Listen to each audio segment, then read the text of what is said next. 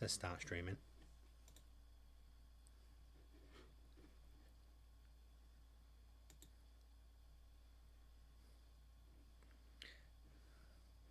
We're going to mute the telly.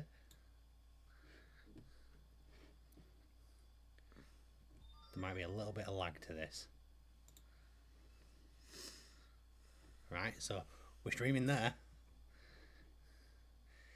And we just need to find... You are a bit behind.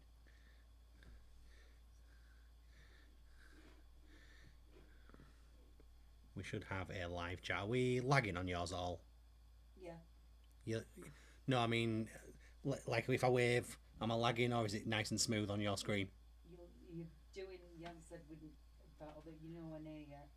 No, she's not techie, is she? She can't help here. She can't help here, people. We're just having technical difficulties. I'm not asking what I'm doing now. On your screen, am I moving at a normal speed? Yeah. Fantastic. Right, okay.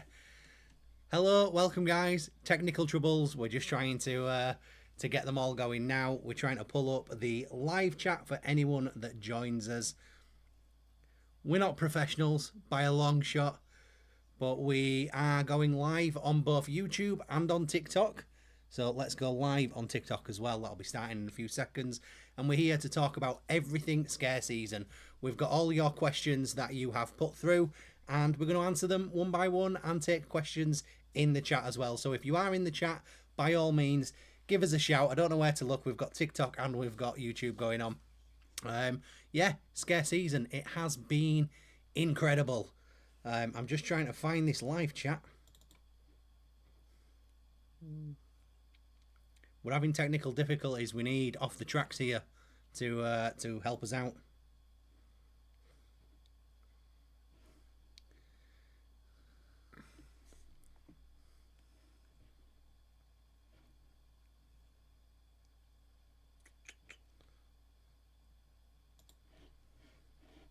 Let's get rid of all of those. Have we got anyone here? Have we got anyone in TikTok that we can talk to whilst we are having our technical difficulties trying to find the comments on? We have got. There we go. Are we working? We've got the live chat here on screen. It might be a little bit behind.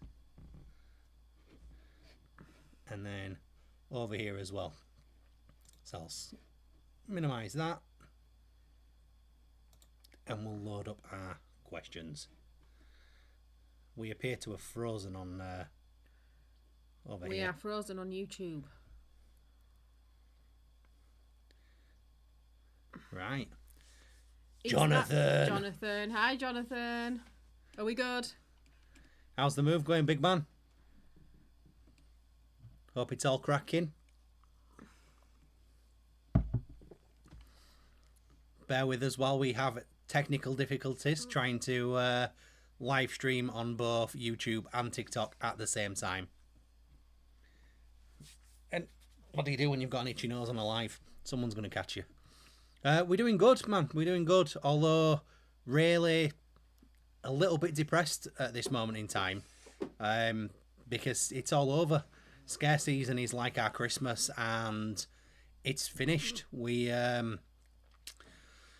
Yeah, we've done every single event that we're going to be going to as guests, and all that we have left now is being a scare actor ourselves and the behind the scenes that we're going to do up at the Forbidden Corner, which is fantastic.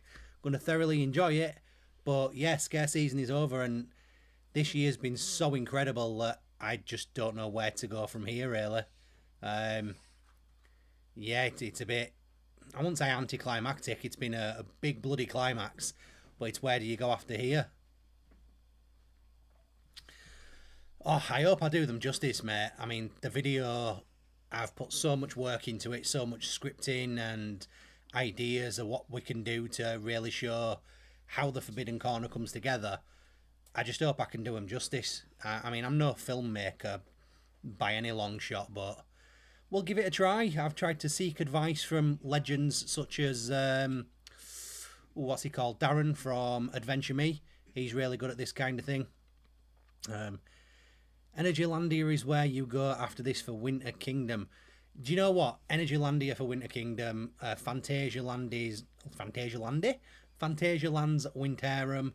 There's loads of places I'd like to go for Christmas, but unfortunately, funds are running a bit dry. We have to move house shortly, and we have to purchase a new car.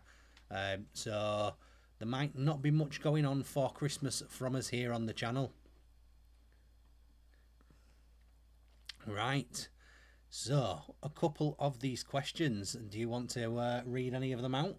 Start with the top one. Right, you want me to read this one here? Yep. On these here. Which event surprised you most, either good or bad? If you want to come on in. Hi, Hennes. There's no swearing yet. Yeah. Yet. you won't be here by What the time there's surprised swearing. us, either good or bad? So what surprised us, Ooh. good or bad, this year? Yeah. I should have been prepared for these questions. I've had them for a while. What did surprise me was just how much, talking about a specific event, Helcatraz had stepped up its game. So we went last year and Helcatraz was deemed as the most intense maze at Screamfest. We knew that it was going to be intense, but it wasn't quite at the level that it was bigged up to be. There was some touching going on. Actors were quite loud, but it was nowhere near as intense as I expected. Lucy refused to go through it the first year we went. I did. And made me go through a couple of times first to make sure it was okay. Once I've been through, I saw no problems going through at all for her. If we'd have done that this year, that would have been completely different, and I wouldn't have let her go through. And that's what surprised me this year, is just how much they had stepped up their game in terms of intensity at Screamfest. I was grabbed by the neck. I was thrown against walls. I can't tell you how hard I was thrown. I mean, I'm a big dude, and they were pinning me up against the wall. They were pushing me, pulling me. The guy, pardon my French, there's a child here, I'll be careful, was screaming at me, "You give me a bad review, I know who you are, and I'm going to come and kick your ass." It was really intense.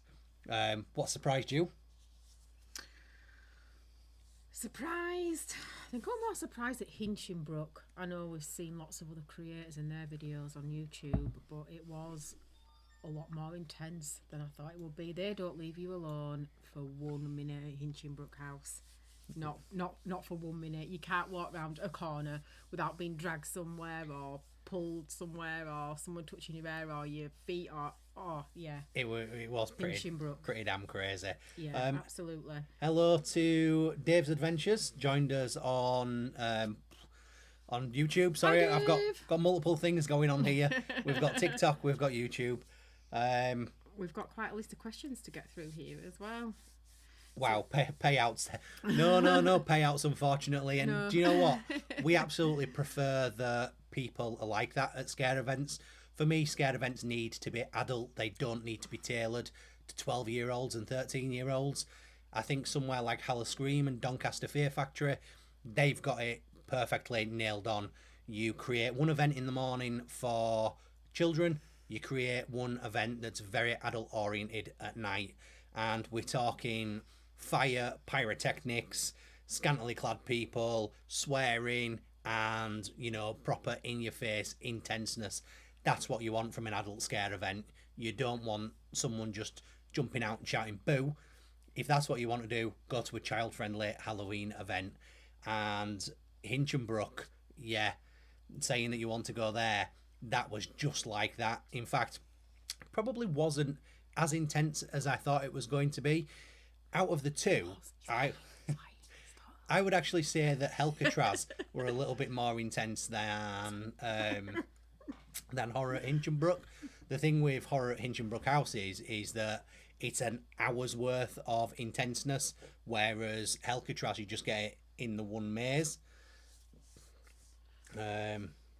What's the biggest difference you've noticed between attending as fans and being invited as media? Ooh, okay. You what? You said hello. Say He hi. did. We have said hello to Dave's Adventure. Adventures. You say hello to Dave's Adventures. Yeah. So, what is the biggest difference you've noticed between attending as fans versus being invited as media? I don't think there- there there- is a lot of difference. I actually dispute this, and this is an argument that I've made to people on a number of occasions. There's a big difference, and this is one of the reasons that we started doing YouTube many years ago, in that I found as soon as you held a camera up towards an actor, that actor interacted with you a hell of a lot more. They were giving you that bit more attention. They were really in your face and excited to have that camera there. And I found that going as media, they're going to be on the best behaviour. They're going to give their best performance. And you're always going to get good run-throughs. They've got less people there. They batch you usually in just your group. And they allow you to go through. You're allowed to take your camera through. You've got that little bit more lighting in there. And regardless of what people say, when you're not paying for an event, when it's paid for you, you're always going to be that little bit more forgiving when something goes wrong. Take Halloween Hauntfest, for instance. We were invited down, and we've all seen everything that's happened to them. Unfortunately, they've gone into administration, but take all that out of the equation and just the night itself. We were queuing for hours while they were nailing the floor of the exit down. The sets were wobbling, they felt unsafe. Some of the sets, like Winnie the Pooh, just were completely unfinished. And if I would have paid money for that, I would have absolutely hounded them. There would have been plenty of swearing, plenty of complaints. But because I was invited, that wasn't necessarily the case. I could give my honest feedback of it being bad and not set up properly and not ready to go, but I also wasn't frustrated enough that I could then pick out some positives from it. So I think anyone that is going on a media invite always allows you that option to be a bit more relaxed with your reviews. But yeah, the attention you get, you're always going to get a better review from someone that's been invited. It's just the nature of the game. What I'd always suggest is watch someone that's been invited, and then watch some people who have gone there of their own money. What you're going to see when you get like a press night like us, is you're going to see what the event can be at their very best. And then from the other people, you're going to get what potentially the event could be like when somewhere's not at the best. And hopefully you know the good people, you know the good events by the ones that they match, and what they deliver on press night is what they deliver every single night. I'm just going to check the comments over on YouTube. Shame about that, yeah. Trial of Jane Wenham heard was the best. Yeah, the final maze were absolutely fantastic that we went into. The theming was great. The depth of the theming was great. All of the set pieces, the actors were really on point. The problem was it opened 10 minutes before the event was due to close. And so everyone had already driven themselves to such disappointing times by that point that it was hard for that one good maze to really bring people round by that point. If every single maze were like that, then it would have been a fantastic evening. Right, where are we? So, next one. Are you going to get yourself off rather than standing over there? Bud? I'll do this one. If you could... Yeah, if you would.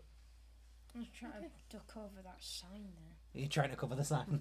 Yeah. No, I'm trying to Duck out. under the sign. Oh, you're fine. It'll I catch didn't you. even realise I've been standing like this the whole time. Yeah. If you could only revisit one event from this year, next year, which would it be and why? Okay, so for me, it's got to be Extreme Scream, hands down. Extreme hands Scream. down. Why? Yeah, all rounder. The mazes are themed absolutely beautifully. I could recommend Extreme Scream to anybody. So you've got, what is the 7 mazes they have? I think they've got 7. 6 or 7. 6 or 7 mazes. You've got all the live entertainment. You've got the roaming actors. You've got the atmosphere. Mazes are just brilliant. The actors are brilliant. They're not too hands-on. They will touch you, but they're not overly hands-on. But yeah, I don't think you can beat Extreme Scream in all the events that we've been to. Absolutely. I will. Unmissable. You're going to disagree. Possibly, but first, I'm going to quickly jump in the chat first. Hey, Fan Ventures on TikTok. Good to see you. Hope you're doing well. Jason Parker in YouTube chat. My daughter is acting at the Howl, but she is gutted about the one that closed. She could have been in the same position with not getting paid. Yeah, it's a horrible situation. And without, this isn't to like big herself up. We've donated to a fundraiser that's out there at the moment to give a little bit back to all of the scare actors out there. Someone set up a Just Giving page in order to... It's never going to pay the wages. These people are owed tens of thousands of pounds. Some of the PR companies have come out this morning releasing their own information about this, and it's looking worse and worse for Halloween Hauntfest, unfortunately. But yes, there is a Just Giving page out there. We have donated. I urge anyone to donate to it as well. It's never going to cover the wages, but what it's going to allow is all of these guys to get together one last time and have a bit of a blowout, because they really were the backbone of the event. We give it a critical panning. It was that bad of an event, and it was. The organisation was terrible. The mazes themselves were terrible, but the saving grace of it all is always the actors. The street theatre were fantastic, and despite them not actually having much to work with in the mazes, the actors in there were giving it their all, and they don't deserve what's happened to them. So yeah, by all means go and donate. And working at the Howl, your daughter must be spot on, because that's, from what I hear, one of the best in the country. It's on our list to go to next year. Definitely. And the gutting thing is, when we were at Halloween Hauntfest, having the worst sort of scare event we've ever been to, we were only 20 minutes away from the Howl, and we could have been there enjoying one of the best, but thus is how it works. Next year, definitely. Next It's year, on the list definitely. For next year. We've got a lot on the list for next year. I We don't know have, how we're going to do it. including, what else has Dave mentioned on here? Fantasy Island, Fear Island. That's definitely on the list for next year. Yeah, there's some places we're quite different from other creators in that we get offered a lot of invites to go to these places, and I tend to only pick up some invites if I have been there and paid for it myself. I've never been to Fantasy Island in the sort of like normal season, and I've never been for Fear Island, so I wouldn't expect them to be inviting us to go down and experience it, and I wouldn't be emailing them and messaging them to try and get on that press list to be invited down. If they see our scare content and they want us to go down, by all means we probably will, because a lot of creators that we trust deeply have said that it's possibly one of the best scare events in the country at this moment in time, and that's something we'd definitely love to go down and experience. Dave's Adventure, she's all good, just got one night in her first year there.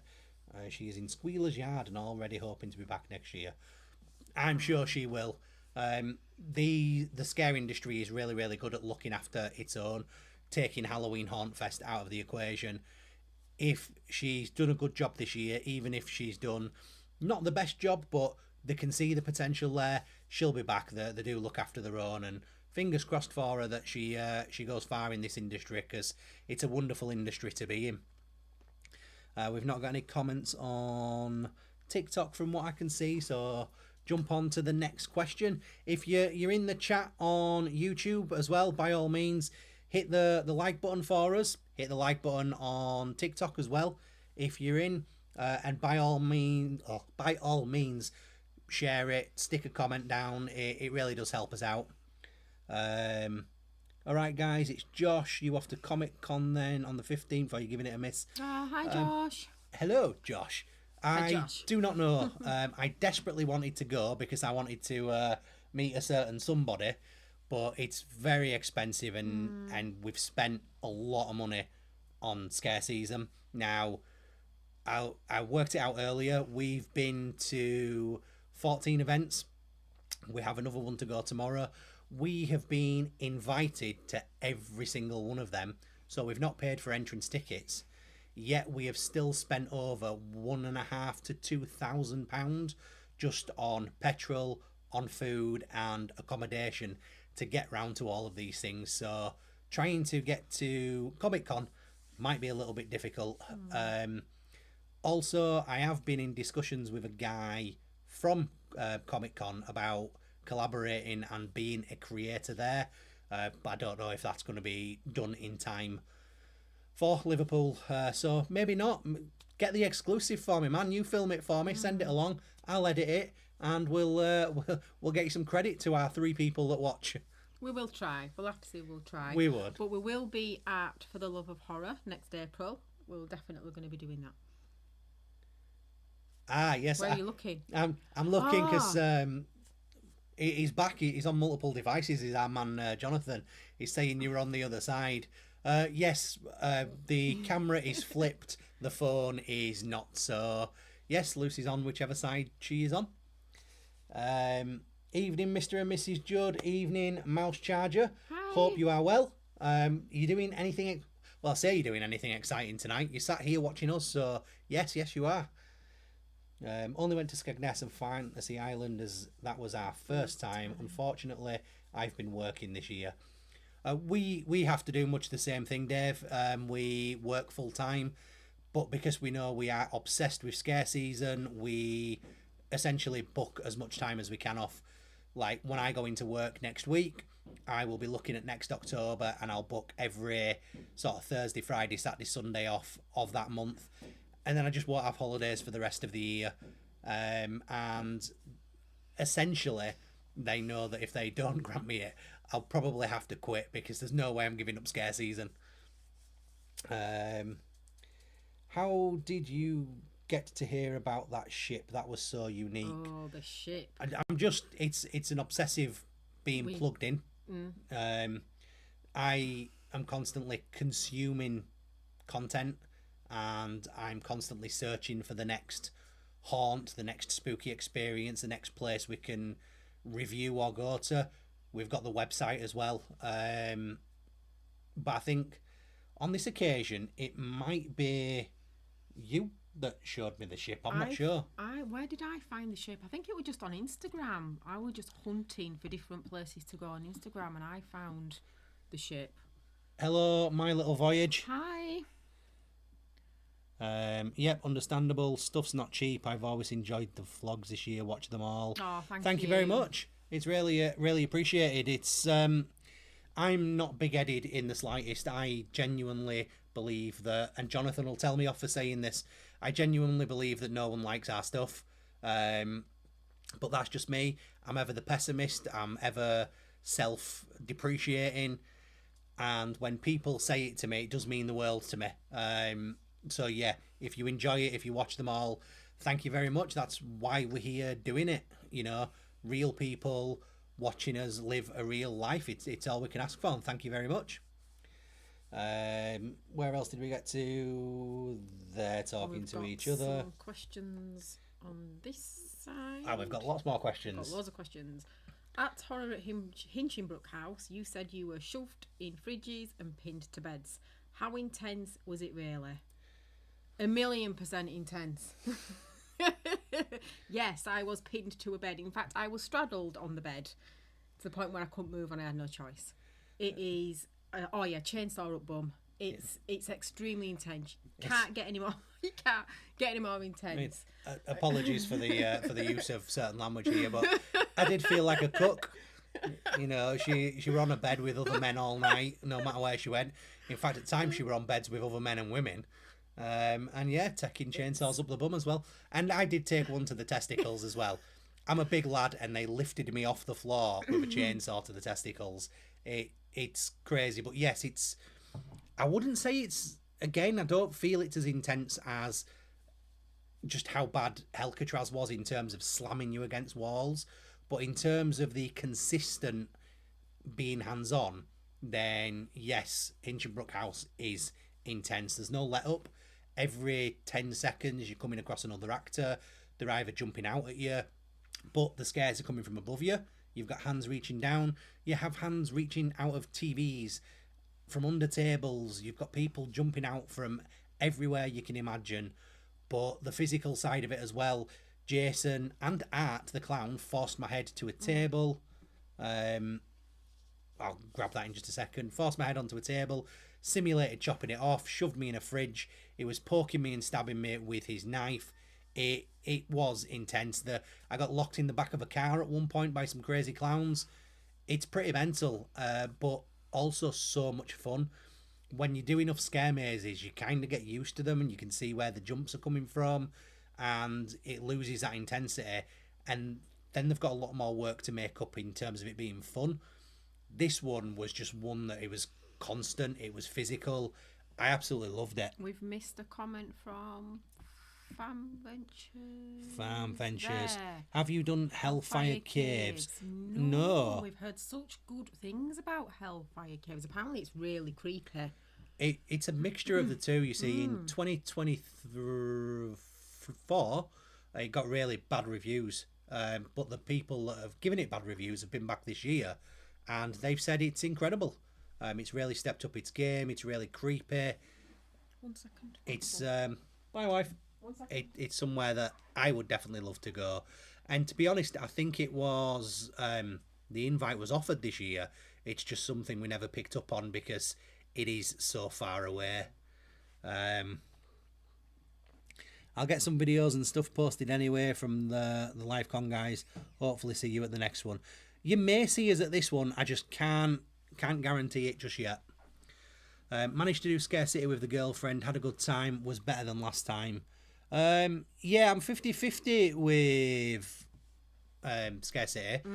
It's the first half of it were a hell of a lot better. The infrastructure as a whole were a hell of a lot better. The second half was weak.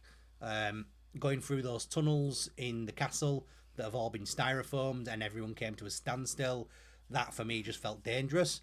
If somehow that caught on fire, you're all goners. And then there were like one maze there which had absolutely nothing happening. I didn't see one scare actor in there. So yes, it upped its game in some ways, downgraded in the second half. I love the location where it's based. I just think they could do so much better. I quite enjoy. Oh, I don't know, mixture really.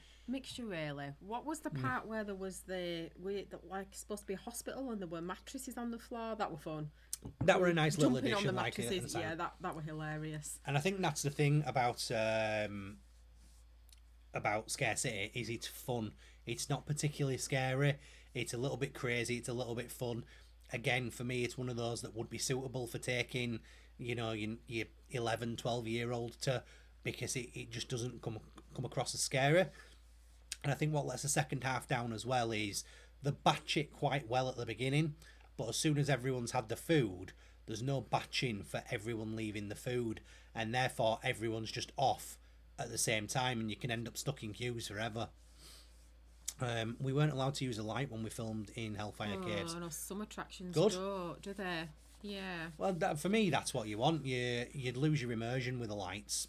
Quite often when we're filming, we lose it, just by having the area that's supposed to be dark lit up, but we need to for the camera and the video, which is why we do like to do all these things twice.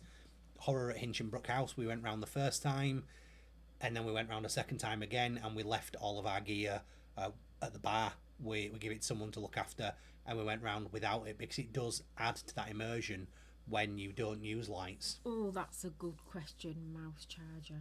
If you enjoy scary stuff, do you both like horror films? And if so, which film is your favourite? Oh, we could talk about this for hours. Well, I could talk about this for hours.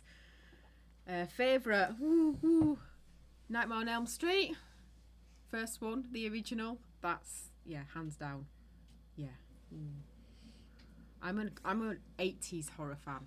So I like things like Lost Boys, Gremlins, Friday 13th, all that kind of stuff. But Nightmare on Elm Street, yeah. I will get to that in a minute. I've just noticed that I've missed a lot of comments anyway. So Dave's Adventure. Next year you need to do Stourbridge, Twisted Pumpkin and Walsall. Ooh. We already have an invite for Stourbridge. We did. We were supposed to go down this year, but because of the storms closing places, we needed to move things around, and unfortunately Stourbridge had to be cut. I've spoken with the guys there and they've kindly said, next year, absolutely fine, they'll keep us on the list. So it's on our list to go down next year, And yes, we will. I hope you've done me a coffee as well. She said you didn't want one. She's lying. I tell you what, it doesn't matter how much you pay these servants, they never get it right. Wage cut. But yes, it's on our list. There's a lot down in that area that are on our list. Lunar Springs, Digbeth, the Scare Maze is there. I'd like to go and check out the Howl, Fear at Avon Valley, Dr. Frights. There's a big group in that area that we'd like to do. Dave, what's Twisted Pumpkin? That's not been on the radar. I've not heard of that before. What's that? Whilst, yo, George, you try and cause trouble again today. We'll be telling your parents.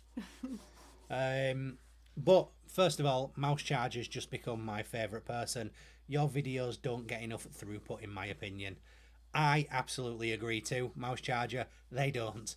But that's just the way that YouTube is going at the moment. A lot of people have seen a big drop in views. There's things you can do to circumvent that, YouTube promote and stuff, but it kills your channel. It's not something that I'm going to use here. Basically, get the views out there, try and promote it as much as you can, stick it on Facebook, stick it on, TikTok, anywhere you can to get those natural views in. But if all of the views that are coming in are natural, then I'm good with them just being a few hundred, because they're people that want to watch, they're people that will engage, and that's it. Best thing you can do if you don't think they get enough throughput, whenever you see a video come out, hype it if you like it. Stick a comment on the video, share it, like it. Just do those little bits of engagement, and that's going to push our video out to other people. I think that's probably where our videos suffer. Whether it's my personality and people don't like it, which is probably the case, is that a lot of people will watch his videos that won't necessarily engage with them. Thank you, dear servant. What else have we got? So yeah, here? Engage with them. You'll help us out massively. Movies. Saw franchise. Franchise. Shut up, Lucy. Saw franchise myself. Yes. Love the Saw movies. I'm 50-50 with horror movies. I have to be in a really specific mood to watch them. I like the immersive horror experience, but horror movies themselves, I can give or take at times, but there's no denying it's about the characters for me. Nightmare on Elm Street, Robert Englund as Englund? Robbie, Sean's mate. He is phenomenal as Freddy Krueger. You have Good Evening Tracks and Trails. You have the guys playing Ghostface, iconic character. Art the Clown, Jason. Those characters really make a movie for me. They've got to be charismatic, even if they're not talking. It just really immerses me in that movie. Those are the kind of movies that we like. And then sometimes just the crapper a movie is, the more I like it. Killer Clowns from Outer Space is brilliant. Oh, mine's Halloween, the original, ready to watch in the dark tonight. Totally with you there, Mouse Charger. We'll have to watch a horror movie tonight. Halloween. I'm thinking more Freddy. I am looking forward to the new Scream movie though. That's looking good. That's not out till next year though, is it? February. A nice Valentine's gift for everyone. Trying to maybe twist this round so you can see both beautiful faces. Hi TikTok. Right, we've got 6 people. We've got 6 people in the live, but the YouTube stream doesn't update very well. If anyone is able to tell me how many likes we've actually got, I do usually have some form of studio here, and I don't know how to get onto it. Because it usually tells me all of the details of our stream, but it isn't at the moment. So we'll move on to the next question whilst you are all chatting. Again, if any of you are still here and you want to, on either of the platforms that we're on, tap the like button, share the stream for us. You're already putting plenty of comments. That's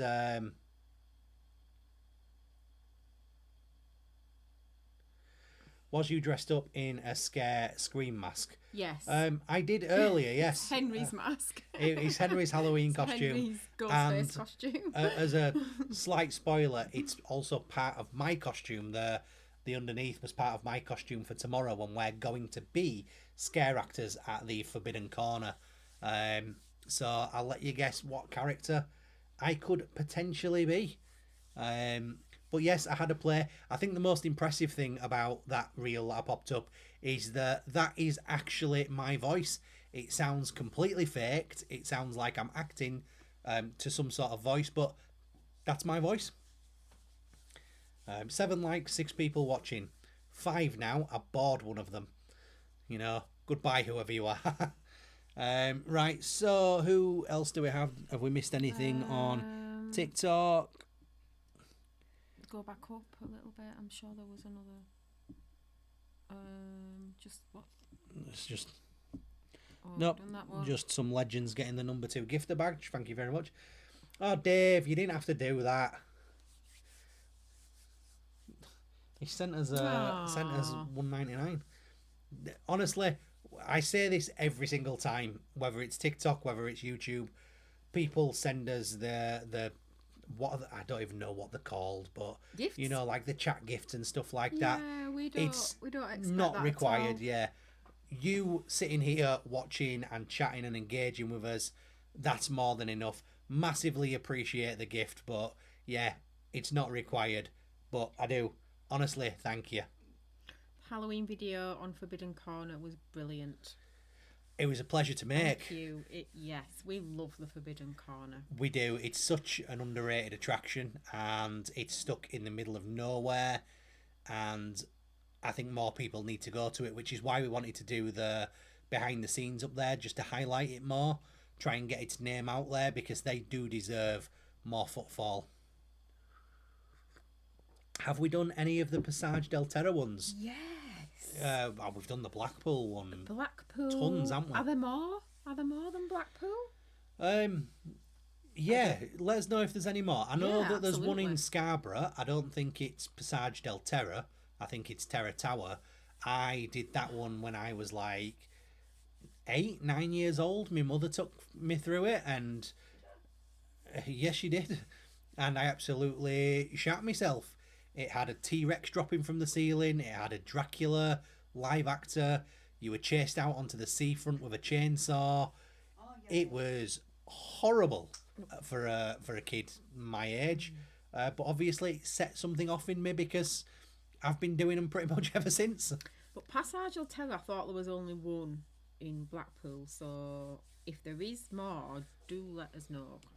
We've been going to that for years. It's been open a long, long time. It must have been open since the late 90s. I remember going years and years ago, showing the age now. Yeah. But yeah, fantastic maze. It's yeah, I like it. It's old school. It's never gonna be like any of these ones that you do the big events, but it's not meant to be.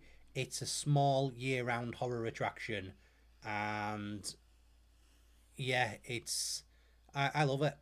I love it. We've actually I think we've missed out now. We did win some free tickets to go to Passage del Terra. And we've not used them yet. I'm back waiting for her to find a horror film. What are your thoughts on Farmageddon? Our next one. Oh, it's brilliant. Yeah. We've had very different thoughts on Farmageddon. We went 2 years ago and it was terrible. We had a terrible night, but there was a massive storm that had come around. It shut all the outside areas. Hi, Fred. I'm assuming this is George's brother. Again, yes. if it is, Freddie. no Hi, trouble. Freddie. Yeah, so we went the first year and the batching was ridiculous. Everyone had been forced inside. You were waiting 50, 60 minutes to get some food. We didn't have a good time at all, and yes, that wasn't 100% Farmageddon's fault. They could have possibly handled it a little bit better, but for the most part it was down to the weather. We got invited back this year, so we decided everyone deserves a second chance, and it was utterly fantastic. It was good. The batching was spot on. At times There was actually, when people got sort of held up, it turned out to be only me and Lucy at times walking through. The scares were brilliant. It's a really good, well-rounded event. The only thing I'd say about Farmageddon is that there's one maze in there, the Maze of Death, I think it's called, which just needs to go. It is literally some sort of maze on the outside by day. They stick a couple of actors in there, and while the actors are giving it them their all, it's just not really good overall. Yeah, it's not got a lot of pretty theming, but the other mazes at Farmageddon make up for it, just with the set pieces and the theming and the animatronics. The outstanding mazes inside. Yeah, they are fantastic. Yeah, you'll love that. You'll love that. What are we talking about? We are talking about lots of different scare attractions. If you've ever seen any of our YouTube videos, which I hope not, because there's a load of swearing and they're not for kids. However, over October we visit lots of scare attractions, which are things where people go out of their way to absolutely terrify us. And we're just talking about the multiple ones that we've been to this year. Oh yeah, definitely next one then. Cheers, guys. Is this for next year, Josh, or is this year? Because I think Farmageddon's sold out this year. If you're looking at next year, I have a lot of recommendations for you. And if you head on over, cheap plug everyone, to the Judventures website, where we have our very own scare map. And on that map, you can look by location at every single scare attraction in the country that I know of. It is updated as soon as I find another one. And that will tell you where your nearest and greatest scare attractions are. And anyone, whether you're in the chat now or whether you see us later, our inboxes are open. You can always message us to find out exactly what scare attraction to go to. Next year now, Bonfire Night. It's not Bonfire Night tomorrow night. It's still Halloween. It's Bonfire next week. But thank you for the likes. The Halloween video, yeah, we've seen that. Super Sticker, I Can't Drive. Get a load of you together, Dave, and get someone else to do the driving up there. You pay for some petrol and just go on a little tour. Try and work it out so you are going to lots of locations close to each other at any one time, and therefore you don't have to do mass amounts of driving, or whoever's driving you doesn't have to do mass amounts of driving one after the other. So if you've both been scare actors, as a visitor, what would really, really scare you? Oh, I don't scare easy. What would scare you? So, just for clarification here, Mouse Charger, we haven't been scare actors yet. That is tomorrow. That's tomorrow, and we're doing it as guests. So we're not scare actors by nature. We actually have very boring jobs. I'm an analyst. Lucy's a team leader. But so we've never been scare actors. So with that being said, what would really, really scare you? Oh. For me, I've said this over and over again, is psychological horror scares me more than brutal horror. If someone's grabbing me, if someone's throwing me around, if there's loud pounding music or screaming and shouting and chainsaws, that doesn't scare me. That's just horror all over. But when things go extremely quiet and extremely eerie, and you're like, hold on, something should be happening here, and you don't know where things are coming from, that's what my mind starts to take over, and I start creating the horror myself. It's one of the reasons that I love the Forbidden Corner, is because you can be walking down a 40 to 50 metre pathway on the side of what feels like a castle. There's smoke and mist bellowing over the edge. You can see little tidbits of people, but you don't really know where anyone is, and your mind's working overtime. The same with Insomnia at Screamfest. It's got that Nightmare on Elm Street vibe to it, where you're in a child's nightmare, and it's that the quiet, eerie horror scares me more than brutal, in your face. Now, I think I know what Lucy's is. What scares you the most? I think it's got to be separation mazes. Yeah, that's why I'm going to say isolation. Being in isolation, and mainly because I've got zero sense of direction. you know, I could walk into a public toilet and I can't find my way out. So, and especially when you're in a maze and you're isolated, you're walking through on your own. The actors don't bother me. I'm not as scared with actors. It's in isolation and you've got strobe lights and you've no idea where you're going, and I'm walking into walls and I'm walking into props, and yeah, I hear that. Yeah. To be fair, Yeah. I've never done Passage yet. Maybe next year. Yes, Dave, do it. It's definitely worth the money. It Definitely is. worth the money. And it's short, it's quick, and it's simple as well. It's nothing to be apprehensive about, but it is a lot of fun. Welcome, Chelsea. It's Chelsea. My Chelsea. Chelsea. Beatty Chelsea. Hi, Chelsea. I don't know. Maybe. Is that... I don't know. Hi, Chelsea. Whoever you are, whether you're the Chelsea we know or you're a Chelsea that we don't know, you just got the biggest welcome ever. Hi, Chelsea. Darren, your walkthroughs of the many scare mazes could feel your apprehension, but Lucy, did you get intense jump scares? Yes. Always.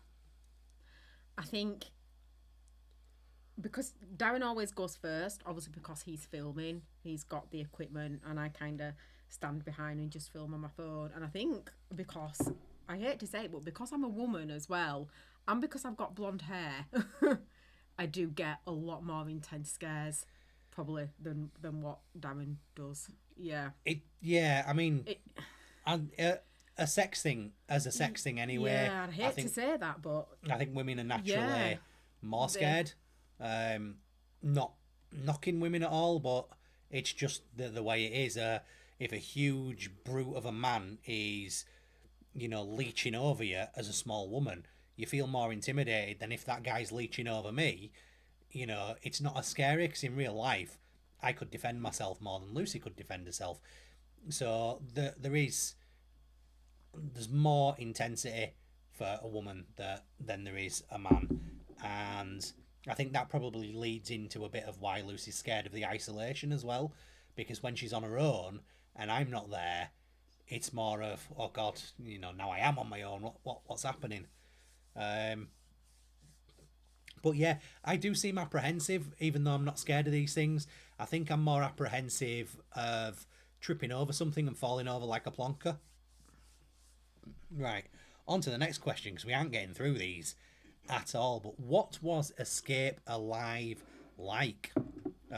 Escape Alive was fantastic in my opinion. Very different. A little bit of it's changed now, but our experience, it was a very last minute invite that we received, so we didn't do a lot of research onto what was expected from the event. So we just drove down there, we went to the event, there was some food vendors, we noticed a sign that said carnival, so we asked about the carnival and they said it weren't ready yet. The food that we got was free and it was fantastic. I'd have been happy to pay full price for it. The ship looked fantastic from the outside. Seeing a full scale ship, a passenger liner with smoke bellowing out of the side of it, the immersive lighting on it, the audio that they placed around it, I thought it looked fantastic. And because I didn't know that there was meant to be more there, I wasn't disappointed that there wasn't more there. However, after speaking with some of my friends afterwards that have then been, they were highly disappointed because there was supposed to be another 2 scare mazes. There was supposed to be a carnival. There was supposed to be a tarot reader. There was supposed to be an outdoor cinema. And there was supposed to be a children's play area and a market for like merch. There was only what could be described as an outdoor cinema, which was a projector playing a movie to a couple of little wooden seats. Hello, Platinums and Trophies. Welcome to the live.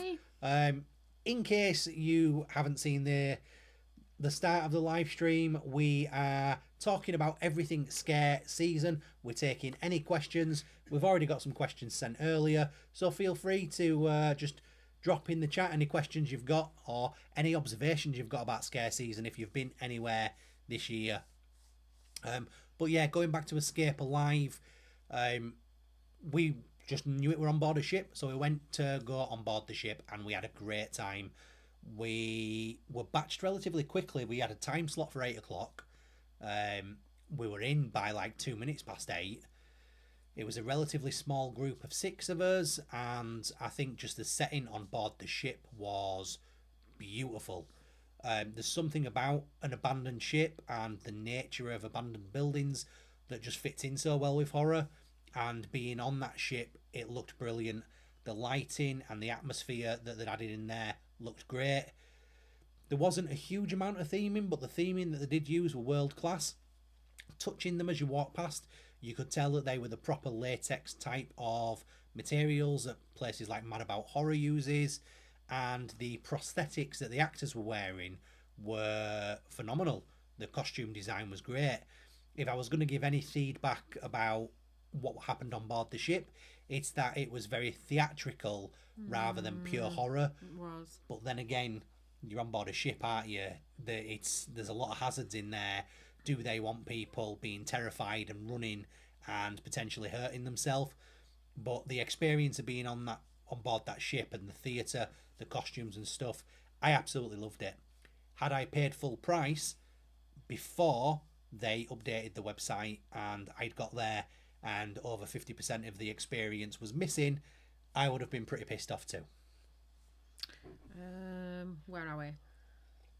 What's that really mad one in America? Forgot the name, where you have to sign a waiver thing. Ah, yes. So what you're possibly talking about is McCamey Manor, and I wouldn't, because I genuinely feel that is some sick freak that enjoys torturing people, that is just using a waiver to get away with it. They're allowed to stick needles in you. They're allowed to... The actual waiver itself is a 67-page waiver, and it talks about them allowing you to have your fingernails pulled off, being cut, bones potentially being broken, skins being cut and lacerations, and no one has ever... You can get waterboarded. No one's ever got to the end of it, and that tells me that it's just that sick and twisted that all it can be is that someone enjoys doing that to people. It's mad to me, and no matter how intense any maze gets, you should never come out being hurt. If you've got some weird fetish where you like being hurt, go to somewhere that offers a weird fetish. But for me, the scare industry isn't that place, and nope, I believe McCamey Manor should be shut down. I would never go, not at all. Me and my wife don't scare easily. We actually enjoy how we experience the different mazes we have done over the years. Yeah, well, we don't scare easy anymore, and every maze has something different that emotes a different reaction in you, and we like them all. Funny mazes, eerie mazes, brutal mazes, scary mazes, anything where you're not getting your willy chopped off or something like McCamey Manor. Walsall Scare Maze, do an intense experience called Enola. That's extremely crazy. Yeah, There's no way on earth that I would ever go in there. No, I mean, again, this goes back to what I'm saying about McCamey Manor, in that, for me, you want to be scared, and scaring is an intense feeling on the inside of you. Pure humiliation doesn't play into that for me. Some people seem to really enjoy it. I've got a couple of good friends that think it's fantastic. But do I? I mean, they can't shave my head anyway, because I have no bloody hair. I can't grow it. And I think they'd be more scared if they stripped me naked than I would be of them. But yeah, that's... Who wants to be stripped naked, have things wrote on the body and shaved? Although when I say it like that, there's probably a lot of people actually. Thanks. But yeah, it's not for me, that one. I'd go to Walsall Scare Maze, but yeah, Not in Ola. naked shaving. No. Not on my 2026 list. Would you or have you ever done a horror themed escape room? And if so, what was it like? No, we have not. We have not. I have. For my stag do. Ah, yes, you did. I went to with your one friends, in didn't you? Leeds. I don't remember a lot about it, other than that they had one live actor in there, and at one point when they'd sort of guided you to look towards a window. A hand came up from the other side and slammed on it. But I think they are great. That one that I went to was a very immersive kind of maze. You had to pick locks. There was a big story behind it. It was very story driven. The 3 sets that were in there that you moved from one to the other were all fantastic. And that live actor in there just really added to it and moved things along. Escape rooms are something that I've actually been looking into to add to the scare map, and potentially something that we would do a lot more of next year. Absolutely. We definitely edging more towards the horror and immersive experience kind of videos than we are just going back to theme parks and doing the same thing over and over again every year.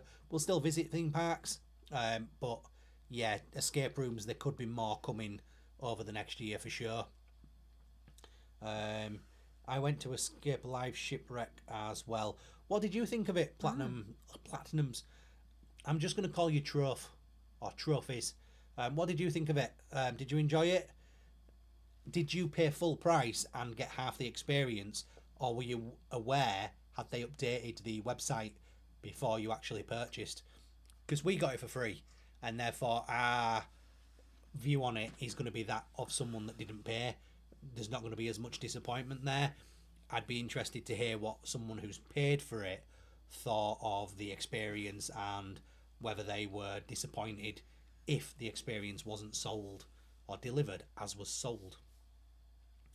Lol, I'm on a ship next May. I bet this one doesn't contain the damned from the bottom of the sea though.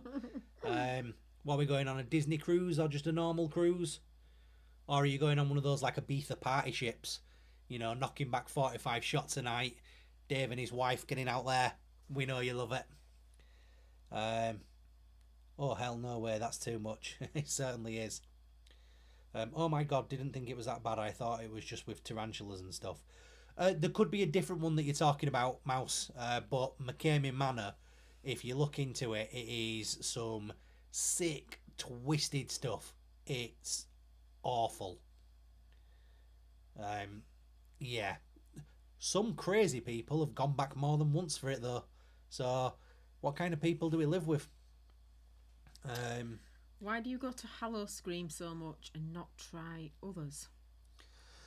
Oh, Well, I mean, we do try others. Lots and lots of others. Well, we've been to 14 different places this year. We've been going to Hallow Scream since it first opened. We've got a good relationship with York Maze, haven't we? We take Henry every summer. We take him since he was little for their summer event, and we also take him to the Hallow Tween. So I think, you know, it's well in our hearts. Really, is York Maze. It's one of our favourites. I wouldn't say we go there more than any of the other mazes. We still go once a year, like we do the other mazes. I think once a year is more than the other ones. To be fair, We go to Extreme Scream every year.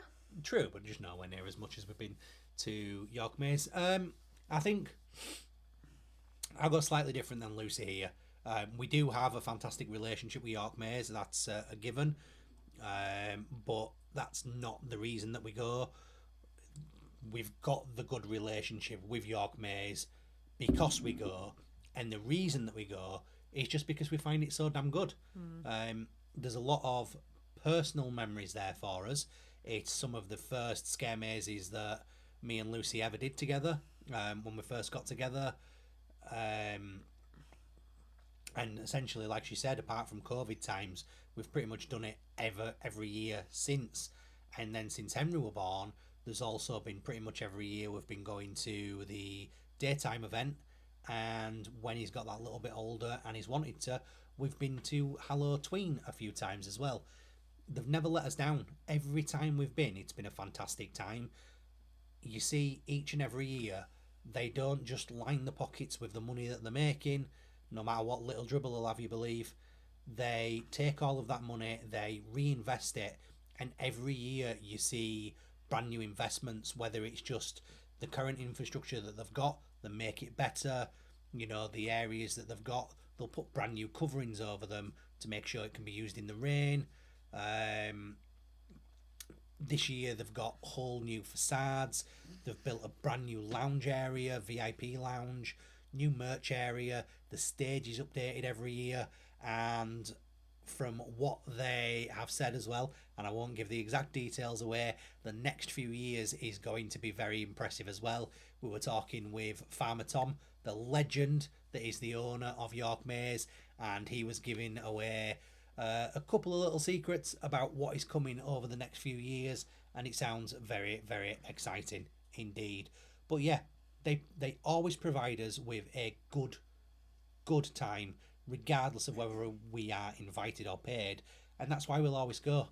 They have bred loyalty into us by the great times that they've provided, and that's what you want from an event. Where did we get to? 2-week P&O cruise going to new country, Denmark. Very nice. Never been to Denmark. There's a lot of places we need to go in there, but it's money for us. We've got that choice whether to save up and go somewhere big every 6 months or year, or not save up and do smaller attractions every couple of weeks. And when you've got a channel and a website to keep going, it's usually the smaller attractions that win out. But fingers crossed for that lottery win. Playing it would help us win it, but yes, fingers crossed. Still have to watch Henry's Halloween video. Yeah, by all means, when you've watched it, bang a comment on it, let us know what you think. I actually think, even though it's not a proper scare event, it's for the kids, it's one of the better videos this year because the interaction with some of the cast was fantastic. They were all really great with Henry. You know, sing their praises every single damn day I would. They're fantastic up there. We've only been to York once a few years ago now, plus Flamingo Land. I haven't been to Flamingo Land since I were a kid, and when they're charging 59 quid a person to get indoor, I won't be going before I pass away either. Shocking, especially for what you get there as well. Although you can get cheaper deals on the likes of Groupon, etc. I should mention that, but for the price you get, the distance we have to travel, and what's there, it's just not somewhere we're rushing back to cover. Next question. What is your favourite maze at Extreme Screen Park? Spores. It's an easy one for me, Spores. Live will end in 5 minutes. Why? I don't know. It's detected inactivity. Anyone watching the live on TikTok, you are being inactive, and TikTok are telling me off. Comment, like, tap away, do all those things that don't make us any money. Trust me, I'll get like a penny from my live. But yes, just share it. Let it go out to a few more people and see if we can get this live stream rocking. We've only got like, 7-8 people watching across the platforms, which for us is good. And we thank you, anyone that has joined. But Extreme Screen for me, Spores. I love the idea of like cordyceps and viruses and stuff like that taking over. It's got that Last of Us, Stranger Things kind of vibe going on to it, and that is brilliant to me. I absolutely love it. And because mouse chargers on both. This is like Inception. Absolutely love that we now know that you are, I'm not going to say your real name in case you don't want it, out there, but hello.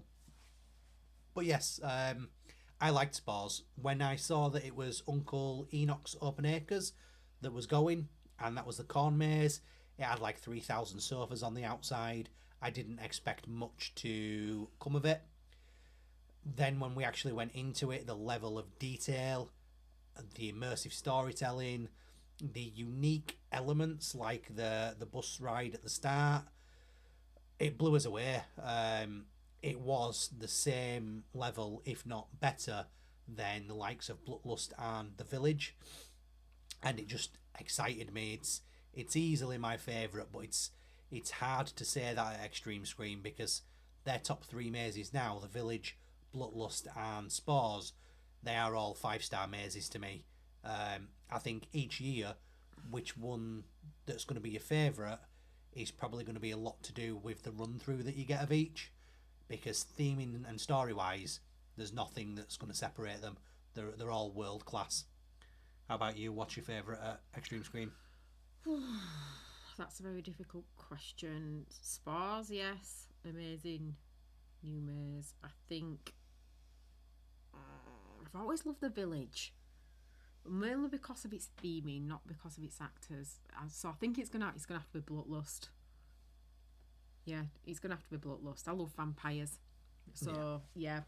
And it's your style of vampires, isn't it? It's not your kind of Count Dracula vampires. No, it's these are like rock vampires. They're wearing the leather jackets and it's like Lost Boys. It's like Lost Boys, and I love Lost Boys. So it's got to be Bloodlust, I think. Yeah. Yeah. And the fact that you're in a kebab shop at the start, and this is It's maybe not a hilarious. spoiler for people, but I do love this fact that we were given when we were speaking with the manager, is that during the day they have all of the food establishments open for Twin Lakes. When you go into Bloodlust, there's all of the kebab shop at the start, and the guy is shoving lettuce in his face and throwing lettuce and stuff at you. That is all, instead of binning it, that's all like the leftover bits of food from the day, not from people's plates, not scraping it into barrels and stuff, but when the chefs are preparing the salad, when they've got a little bit left over, they put it to one side, it goes in a bucket, and all of that is used as real life theming in the actual maze itself. So that poor guy is shoving lettuce in his face and onions in his face, and it's real, and he's doing that all night. The indigestion that guy must suffer must be off the charts. In terms of Escape Alive, enjoyed it a lot, happy paying full price. Don't do many scare events, so don't mind. I've only ever done Spooky World and Farmageddon, seen your guide, seen about the carnival, and that doesn't bother me. Yeah, no, I mean, for us, the carnival didn't bother us, but I can understand for other people when they've paid the full price. There was supposed to be 2 other scare walkthroughs there: the cinema, the carnival, the kids area, the market. There was a lot missing. I can understand why people are peeved off. If I'd have paid that price, and especially if I were taking a family of 4 and when you were paying over £100 and you got there and it was all missing, I can understand why I'd be peeved. But because we didn't pay, we had the opportunity to just look at the maze itself and review it based on the maze, and the maze is brilliant. I just hope that they have refunded the people that maybe paid before all of the changes were made to the website and thought that they were getting a bigger experience. Hello, Jim Cameron. What did you think? Oh, firstly, welcome to the live stream. I'm really terrible at this. Welcome. What did you think of Doncaster Fear Factory this year? For me, their strongest year, especially with the 2 new mazes.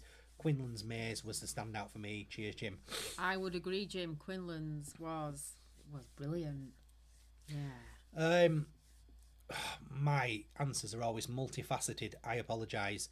For me, I had more fun the previous year, but that's because I'd never been to Doncaster Fear Factory before when we went in 2024. Yep. So it was all a massive surprise to me. How hands-on they were, the actors in the car park, it blew me away, and that first year excitement really will sort of stay up there with me. Sorry, I've talked a lot now, I'm getting that tickle. This year, when I look at it objectively, it was better. The 2 brand new mazes, the walkthrough zone was very simple, but the actors in it, especially Scott, the guy that plays one of the chainsaw wielding crazy guys, he is fantastic at what he does. It was simple, but it was an addition, and that's all you can really ask for, an addition. The 2 new mazes were just immaculately themed. Quinlan's, the facade looks beautiful. The inside with the smells looks fantastic. The intensity of the scares were great, and what's it called? The other new one. It's the motel Is it one. the motel one? Shelton Motel. Motel, yeah. God, you'd think I did this for a living, wouldn't you? Sorry, my throat's going. It's because she's not talking enough. Shelton Motel was fantastic as well. Very story driven. And I like what they'd done on the outside of it. And it's something I've never seen before in terms of creating a scene, not just an atmosphere, using lighting and audio. I didn't see many people pick up on it, but when you were on the outside, you had lights in the trees and you had the audio playing, which was like the helicopter searching for people, but the light in the trees were moving around like it was a spotlight. Sorry, she's going to have to talk in a minute. But other than that, Friargate Foundry as well was brutal as hell. I got absolutely hounded in that maze. I don't want to cough manically in front of you all, so I'm going to excuse myself for 10 seconds. Lucy's going to try and hold down a live herself. I Good am. luck, wife. I'm just going to go back on some of these comments here because we've missed absolutely loads. Lucy, I used to fancy Corey Haim back in the day. Oh, Corey Haim, God bless his soul. I am more of a Kiefer girl, I have to say. Can I say very impressed with those pumpkins? Why, thank you. I didn't do them though. Darren did those. Got a nice little ghost face there.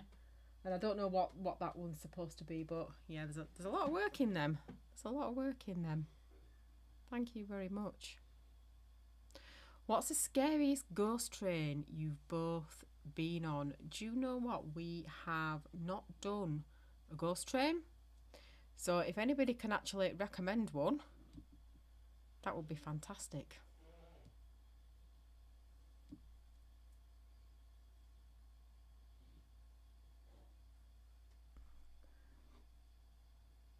So regarding Doncaster Fear Factory, for me that could be an award winner this year. Quinlan's, that is, at the likes of Scarecon. Yeah, I would absolutely agree with that, Jim. It was fantastic in there. Great theming, great actors. I did hit my head though, with all those crawl spaces. I did manage to bash my head. But yes, the smell pods in there as well. Brilliant, just brilliant. I'm back. You're back. Round of applause to Lucy for holding down a live by herself. I don't know where to look. There's that many screens and that many questions. I don't know where I'm going. Right, then where did we get to? I've just responded to Jim. Sorry, I just kicked the radiator. Have either of you watched our other Halloween YouTube videos? And if you have, what do you think of them? Are we talking about other creators? If we are, yes, there's some that, despite being friends with people now, will always be massive fans of. To be honest, there's only, I think maybe 3 or 4 people that we consistently watch. Not because we don't enjoy others' content. It's just because these are the people that we watched before we became creators and before we became friends, and we still watch them now. They were kind of the people that got us into it. So we always watch Mr. Let's Get Spooky, Sean Evans at Lift Hills and Thrills. We've been really lucky where we've managed to go around 2 events now with Sean in what's like a full circle moment of us creating content, from watching him and others inspiring us to sort of go to these events, to then being able to go around the likes of Horror at Hinchinbrook House with him was just fantastic. The Your Experience Guide guys, watch them every year. Watching Mark absolutely shit his pants every year is so funny. And again, getting to be at the same events as these guys, brilliant. And Tom and Stace are another couple that we love to watch, because they're just such a good, kind, lovely couple, and we enjoy meeting them at every single event. Really nice couple. Yeah, agree. Tom and Stace are ace. Yes. They don't play the game. They go out there, they live their life, they have tons of fun, and they just take us along for the journey. And every time we meet them, they are so accommodating, so lovely. They're such a good couple, and I genuinely think that they should be way above where they are in terms of numbers. Let's go back. Where are we gone? You must have gone to the one in Blackpool. Iris Count one thing he said doesn't. Oh. Can I just say I'm very impressed with those pumpkins behind. Thank you very much. Depending on which one you're looking at, so this one. Hold on. I don't know which one you're looking at, but yeah, the drippy mouth one I did. The little ghost face one Henry actually did, and we've got another one over in the corner as well. I do love carving pumpkins each and every year, but as like arthritis gets worse in my hands, I'm struggling more than ever to do it now. But yeah, give me the right tools, and I love being creative. This is why I have YouTube. I just do love creating things, whether it's physical, digital. But thank you. I appreciate the compliment with them. I'm not sure in what that's response to. You must have gone to the one in Blackpool. Okay, so I know what it's. Are we talking about Journey to Hell? No, so Mouse asked about what's the scariest ghost train we've ever been on. And apologies, Mouse, I thought you meant like Halloween attractions as in ghost trains at railways, at actual railways. If you're meaning ghost trains in theme parks and fairgrounds, definitely the one at Pleasure Beach Resort. Not any of them at Goose Fair, that's for sure. Oh no. They are shite. Rubbish. We went on one of the ghost trains at Goose Fair and it was freaking empty. I might as well have been sat in a coffin. There was nothing. There wasn't even a cheap B&M animatronic, and I was ready to fight someone to get my £2 back from going on that ride. It was awful. How they even dare to have that ride open to the public, I do not know. For you, watch those Americans think called Grimace Collections or something. Are you talking about Grim Life Collective? There is. They are fantastic. We absolutely watch them. Yeah.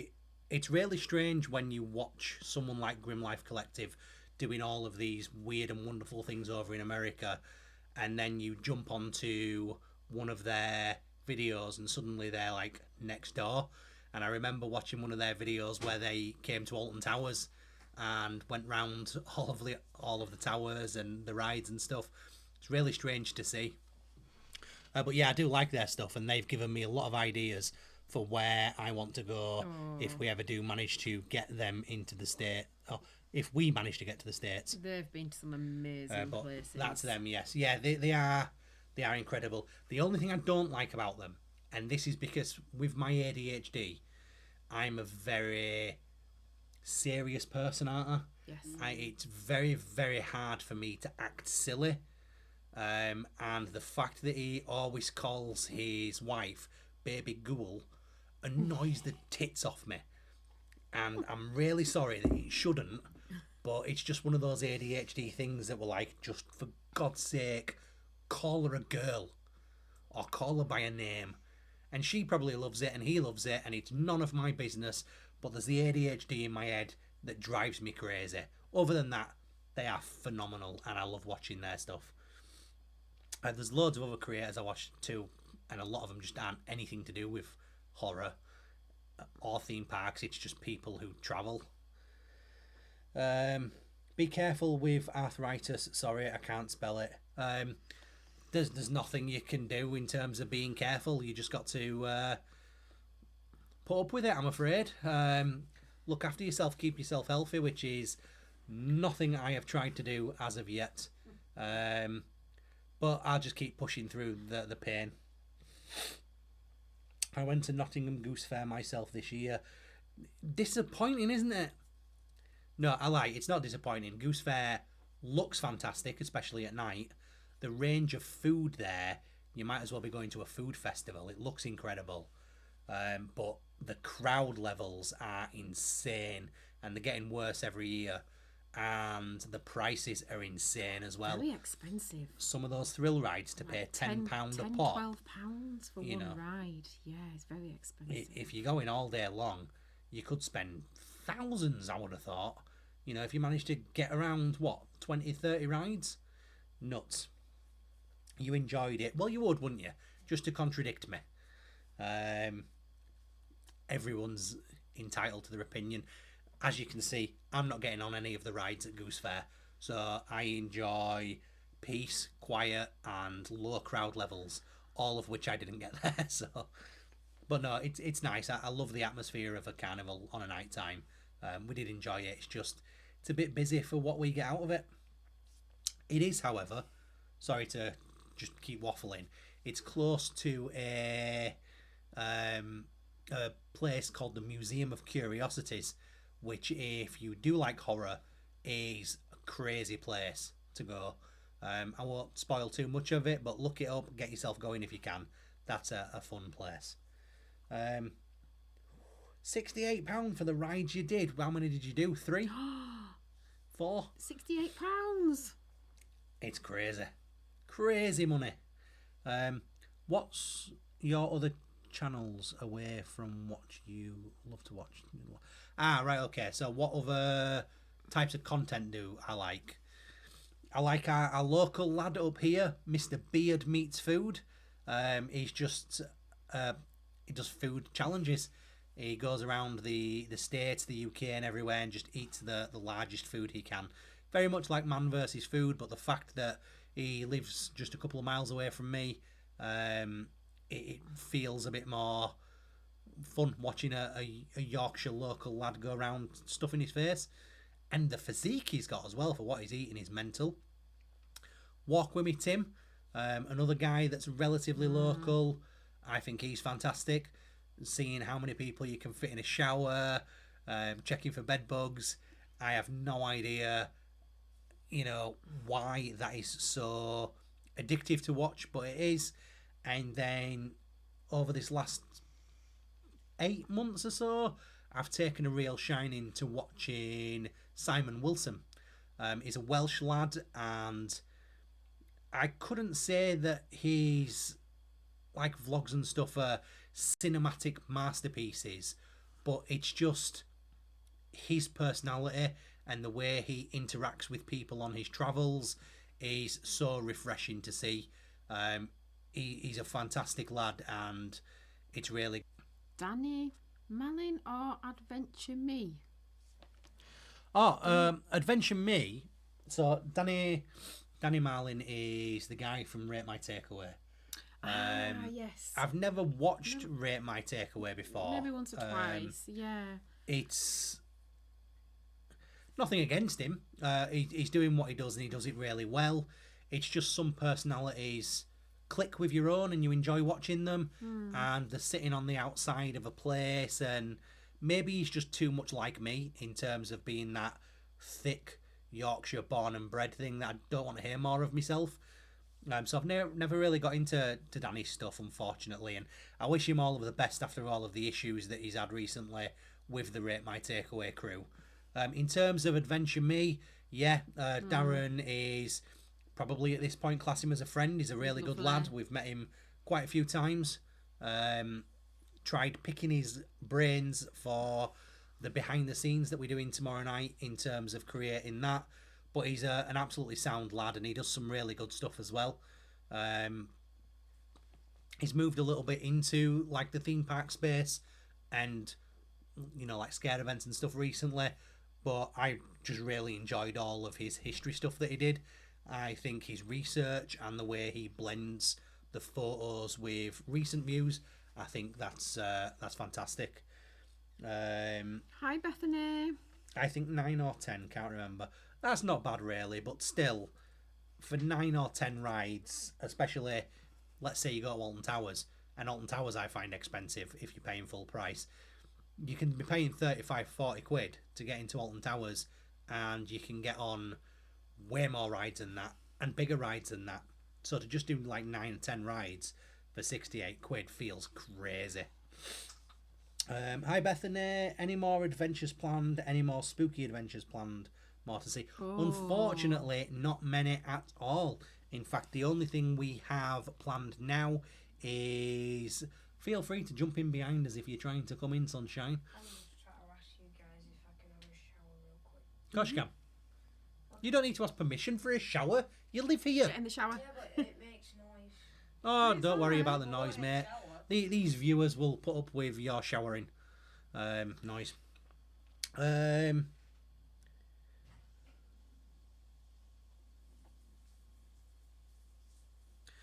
I think you're getting us mixed up with Tom and Stace. Love Stacey Chucky Top. So this is Lucy. Very similar to Stacey, but yeah, no. I can see why the confusion would be there. Yes. You do have Yes, that but thank you. similarity. Love my Chucky Top. But no, in terms of things that we've got planned, no, we have been a scare actor and behind the scenes documentary at the Forbidden Corner that we are filming tomorrow. Other than that, we have nothing planned. We do have a number of invites which are still open invites. However, I just don't think we're going to be able to make it down to a number of these places. So that unfortunately is us, and the next kind of content we'll be doing will likely be maybe a bonfire and then Christmas. And then who knows, we're going to try and mix in a different style of content over the next year where we try and hit more horror based places, more haunted places, that kind of vibe. So who knows, keep an eye out. Haven't been to Alton Towers this year. Going to Paris soon ourselves. Dave, would that be Disneyland Paris? Oh, the coughing started again. We haven't been to Alton Towers scare wise this year either. No, I just don't like it. I mod for you, Daz, on YouTube. If I knew how to set you as a mod, I would do. Or do you already do it and I just don't know? Oh, no, I mod for Daz. So you do the mods for Darren, for Adventure Me. Adventure Me. Oh, good lad. You can tell him all the great things I said about him then. And just tell him to slip some of his 50, 60 odd thousand subscribers my way so we can finally breach that 3,000 mark. What else did you say? I loved all the Winter Garden stuff he did. Yeah, you know what? He's a local lad to us as well. I think he's from Bradford, and he's done a lot in the local area around where we live, from sort of Shipley Glen, the old Bradford heritage places and stuff. I love a lot of his stuff. When do you literally find the time to edit with working? Yeah, it's mental. Sleep. Yeah, I don't sleep. I suffer from sleep apnea for one, which keeps me awake until late, but it's a good job that I do. I can answer that next one as well. So we will often go to an event. We will be at the event, and we're usually the last people out. We refuse to leave, so we'll set off at 11. Most places, let's say they're an hour away, we'll get home for midnight, and I will start editing if I have to be quick, right there and then. Maybe edit till sometimes 4 in the morning. I did that with Extreme Scream. I edited till 4 in the morning, slept in the hotel, woke up at 6 or 7 in the morning on 3 hours of sleep, and then drove back up to Doncaster for the next event. At home, it can be a little bit slower, but I will literally... I'm running 2 full-time jobs. There's no doubt about it. Lucy is incredible at keeping the house together. She does everything in the house, and I don't help out with a single thing. But I am never sat around twiddling my thumbs. I am literally working at my full-time job, and then when I'm not at my full-time job, I am doing some form of editing, marketing, script writing, or something like that. and surviving off maybe 3 or 4 hours of sleep. In terms of your next question, Lift Hills had some involvement with a horror place in Stoke. Have you been? That would Yes. be the Museum of Horrors. We have. Sean did have some involvement. He loaned all of his artifacts that he has to the museum. He was good friends with Craig and Jem that worked down there. Still is. And yeah, we visited. We went round during the daytime, looked at all of the sort of memorabilia that were in there, played the small escape room that they've got, and checked out the props. That was fantastic. We never got a chance to do the like scare event that they held on an evening, but the actual museum side of it was brilliant. However, that's gone now. It no longer exists. It's been changed into the Haunted Museum. The movie stuff has kind of been removed from it, and it's moved into a bit more of the paranormal side of things, which is something we probably would enjoy and go to visit them. But I think Sean's affiliation now is pretty much over and done with it, so it's just the Haunted Museum. And as fantastic as it was, I think they're right in terms of Stoke probably wasn't the right place for it. It would have done very, very well had it been somewhere down in London. That's teamwork. Yeah, That is you've teamwork. got to. And this is the main part of the team right here, because without her, Judventures wouldn't exist, because we just wouldn't have time for it. Our local theme park, Drayton Manor, is opening around Christmas. Yes, I actually saw old Digi Dan. Yes. Has got, he's working with everyone at the minute. Fear at Avon Valley, Drayton Manor. But yes, they're now opening every ride, are they? Are they? I think they're pretty much opening every ride, or almost every ride, over Christmas. They're not just opening with 1 or 2 rides. The roller coasters, Gold Rush, The Wave, Maelstrom, I'm pretty sure they're all open. Watch Digi Dan's channel, he'll tell you it all. Lol, I would love 50 or 60k subscribers as well. Yeah, 100%. I mean, every single one subscriber I get means the world to me. 50, 60k of them would be phenomenal. All you can do is keep working, keep trying, keep pushing, and see what you can do. At the end of the day, we do it because we love it. We'd do it for 5 subscribers. We'd do it for 3,000. We'd do it for 100,000. It's just a matter of time, really, and effort. Doing Disneyland Paris for 3 days. We love Disneyland Paris. Mostly every ride apart from the haunting or water rides. Yeah, Christmas water rides are probably going to be a little bit nippy. And the haunting, that's a shame, but I'm not a huge fan of madhouses anyway. A lot of people love them. Yeah, I'm just not a fan. We have more questions, which we have not yet addressed. Which has the best scares? Bigger events like Scarefest or small events? I mean, it depends what you're classing as big events like Scarefest. I often feel like the smaller events always have the best scares because they don't have the same throughput of people, and therefore the scares can be a little bit more personalised, like the Forbidden Corner, for instance. In theory, the Forbidden Corner shouldn't be as good as it is. However, because you're in your own very small groups, the scares feel personal, they feel aimed at you, you feel isolated from everyone else, and that to me is a lot scarier than conga lines going through an Alton Towers maze 10 years in a row where you just know where all the scares are coming from. That gets a bit repetitive. The theming may look good and you may have a fun time, but it certainly doesn't do scares as well as these smaller attractions. I just need to pop off. I shall be back shortly. She's leaving. You can see some of this immersive theming behind me while she's gone. What else do we have? How do you balance being creators, fans, and a family during scare season? I don't know whether I should wait for the wife to come back to answer that one. So I'll answer this one instead. I've just come back from Disneyland Paris, went there for Halloween. It's fantastic, isn't it? We obviously couldn't afford to go this year and also didn't have time to go this year. However, we went last year and it is brilliant. Just theming everywhere. Every single nook and cranny's got something there. It's not scary in the slightest, but it's just got that fall vibe all over the place. Reefs on every lamppost, banners hanging down, all of the characters are in fancy dress. It's a wonderful place to go at Halloween.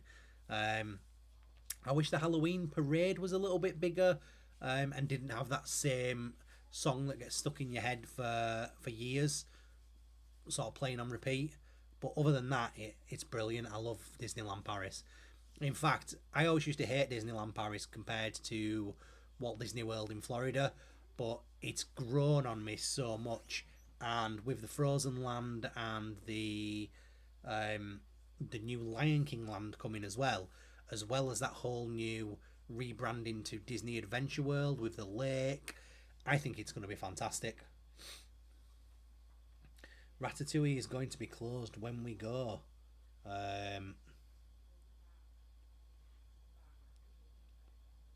Nice one, platinum trophies. I do not know what that means, but I've got no platinum trophies. You'll have to explain that one, Dave. Ratatouille is going to be closed when we go. That's a shame. It's probably not the best ride there, but it is a good ride. And now they've removed the 3D from it, and it is just a 2D ride. I think it's going to work a lot better, like Rise of the Resistance. Having the 3D goggles on and stuff, just it makes you feel absolutely awful. Raza Mohammed, are you going to Hyde Park Winter Wonderland on Friday the 14th of November? That's very specific. No, I'm not going on the 14th of November. I'm not going on any day in November or December. It's far, far too expensive to go down to it. It'll be far too busy, and you wouldn't get half of what you'd want to see out of it. If I could get there on like day dot, early in the day before anyone else had been there, maybe. But I think for the experience that you get versus the money that you paid, add to the fact that they seem to have a hatred for creators and try and take everyone's GoPros and cameras and stuff off them, it's just not somewhere I'm rushing to go to. I think there's a lot better experiences for Christmas that you could go to without going there. And the Toy Story shooting ride, forgot what it's called. Buzz Lightyear's Laser Blast, something like that. That's a shame because that is a good ride. But they have the benefit of having tons of rides. I think depending on how long you're going for, you probably wouldn't get round to them all anyway. So something, especially with a 365-day-a-year park, something's always going to be closed. Hopefully it's just not the thing that you were hoping to get on when you went down there. Hello to everyone that joined and probably immediately left on TikTok. I did say bye on the other platform and YouTube for hosting the live, but not sure comment came through.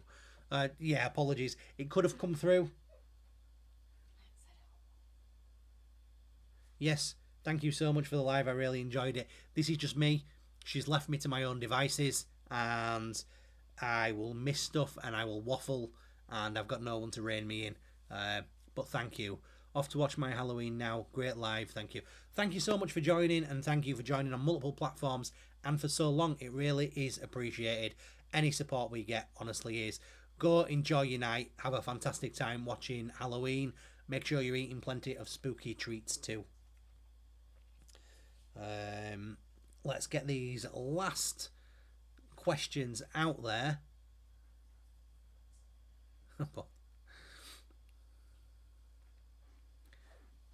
Nope, gone both.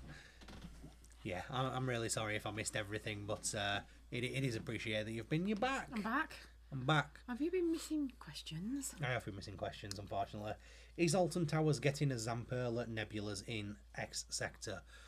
Yes, my inside source at Alton Towers says they're 100% getting.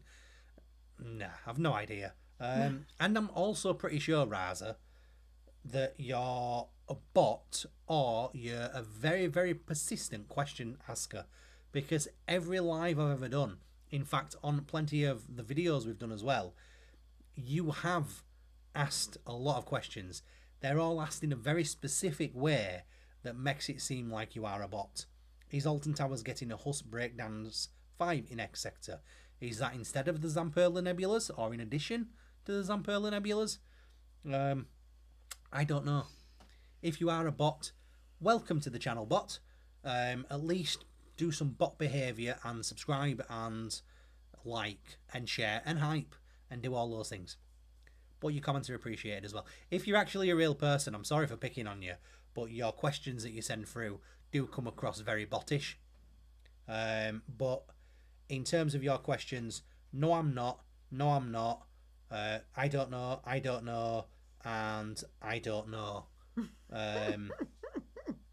That's pretty much it. For your next question as well, probably I don't know, I don't know, and I don't know. I have no insiders. I have no information other than what I, scrape off the internet. So, but appreciate the engagement. Thank you. Is Alton Towers getting a Huss Breakdown 5 in Forbidden Valley?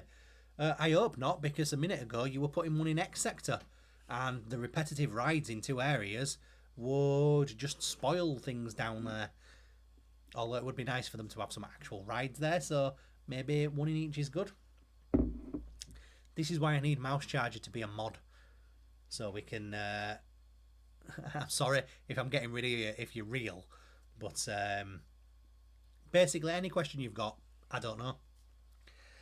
The questions that I do know, though, that we have been sent through by our fans, and I've looked at TikTok forever, and hello everyone on YouTube, I keep forgetting to look at you. Next time we'll just do one platform. How do you balance being creators, fans and family during scare season? With great difficulty, really. We have a fantastic family. One, it's really easy with our family anyway, because Henry doesn't necessarily like to do a ton of travelling, and he certainly doesn't like a lot of horror, so he's not bothered to be missing out on places that we are going. So he wants to stay, which could cause difficulties for us if we were unable to get out through childcare. But between Lucy's dad and my mum, we have a fantastic family unit that is always happy to help out. They all love spending time with Henry, that whole grandparent to grandchild bond. And they all love coming to our house because they can use every single one of our amenities without their respective other halves paying any attention to them. They can watch what they want, they can drink what they want, despite what they say, they can use the heating when they want. So yeah, we have a fantastic family unit that can look after Henry. That frees me and Lucy up. Despite all of the stick that we give our full-time jobs, they are really good at granting time off over this period. So we're able to get the time off work. So it then just becomes a case of how much fortitude we have to keep going and how much energy we can put into it. This year I had huge doubts we were going to be able to pull off having at least 3 to 4 events stacked up every single week, some of them on opposite ends of the country day after day, but we've managed it. We somehow pulled it off despite feeling rather ill before this season actually got going. I had some problems with a flare-up of diverticulitis, and I didn't think we were going to be able to do this year. After the first event at Scare City, where I was in significant pain all the way around, I thought even more so that we weren't going to be able to do it, but we somehow managed it. I think we just... Our family unit works fantastically as a great team. So yeah, that is how we balance life. And plus what we do when we get to this sort of end week as well, we don't do as many scare attractions in the last week of the sort of season, so we can spend the entire week off with Henry. We can take him trick-or-treating, we can go to the likes of Halloween, which we went to yesterday, and do it that way. You know, it's basically just because you're away from him for a few days. Give him as much attention as you can when you're back, and that's just it. You got any different ideas on how we balance it all, or do we not balance? The thing is, everything looks well balanced on YouTube and on social media, but we're not going to show you the shit ton of ironing that's behind the camera. I'm not going to admit to the fact that I've not washed in 3.5 weeks. That's not true, by the way. The fact that our diet is ridiculously poor over this month because we just don't eat real food. We live off food that's ordered in or bought from a street food vendor. There are things that fall down this month, but it's not very social media friendly to be posting an hour-long live when we're ironing the clothes that have stacked up over the last 2 weeks. Is Realm of Raza? No. I haven't reading the full message, but no. Henry's got his own channel, right? He does, yes, but he's kind of given up on it a little bit.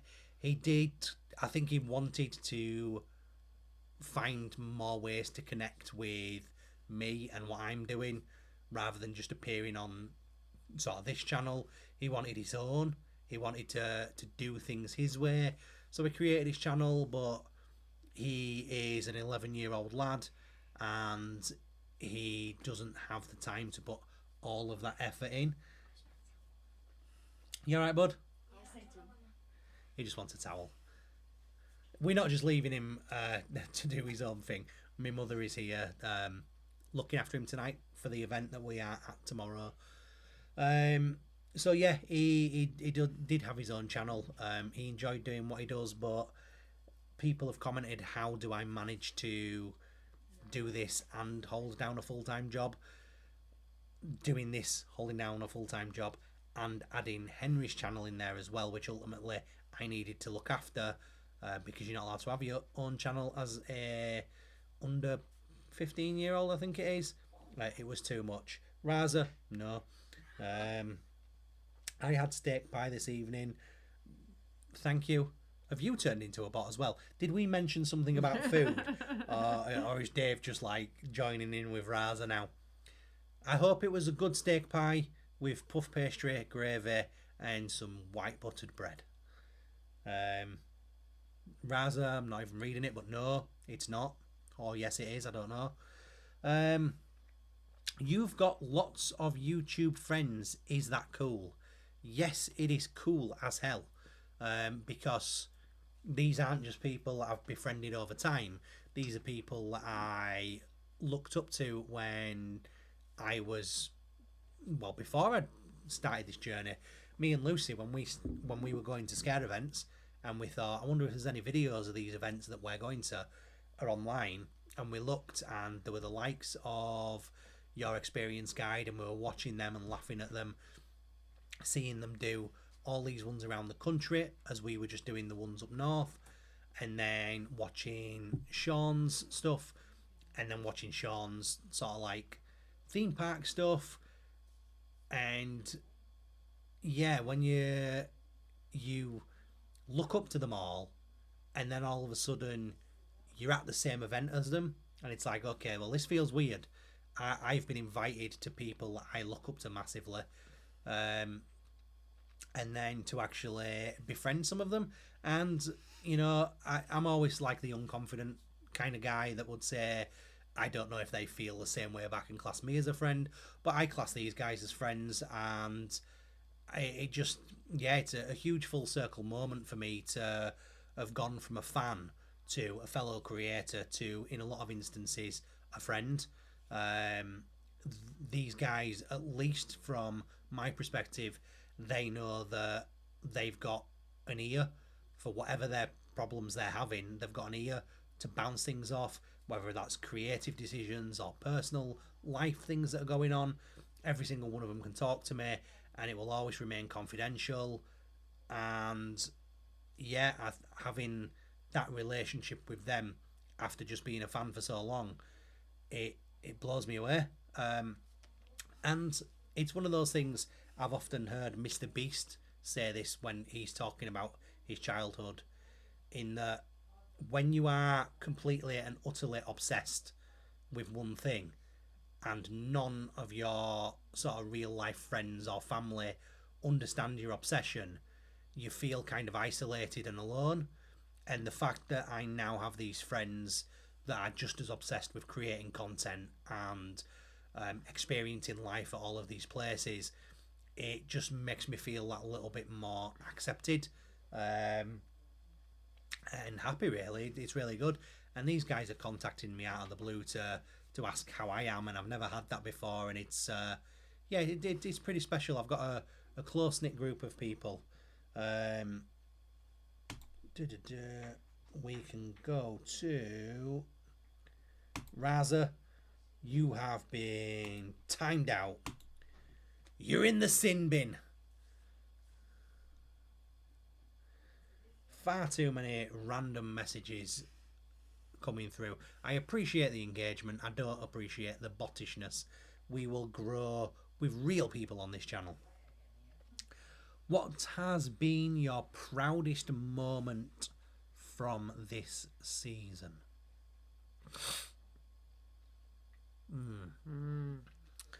This again is going to be a very on the fence, multifaceted answer, in that I don't have a proudest moment this season. This season is my proudest moment. From previous years when we'd only do 3 or 4 events because of family, because of it costing money. That these tickets can be £50 to £100 a person depending on what level of tickets you get to these events. And as full-time working people, we don't earn a lot of YouTube at all. It's almost impossible to go to all of the events that we want to go to. This year, I've put this up on my Instagram and Facebook already. We were invited to 18 events. 14 of them we managed to go to. We forgot everything that was there, but we've basically been on podcasts where people have been telling others that we are gurus of scare events, which I don't think for a second, but the fact that there's people out there saying that. We have worked directly with scare events to give advice and sort of consult on the creation of scare events. We are going to be scare actors for the evening and able to film the entire experience. BBC Radio have contacted us to go on the radio and talk about theme parks and what's happening in the news of theme parks. And really strangely enough, a company that sells socks for adventurers also would like us to collaborate and do an unboxing video, which we're not going to do because that's just not what this channel's about. We had someone trying to collaborate for a suitcase as well, which again, I'm not taking 3 things for the sake of taking 3 things. But yeah, this whole season has just been incredible.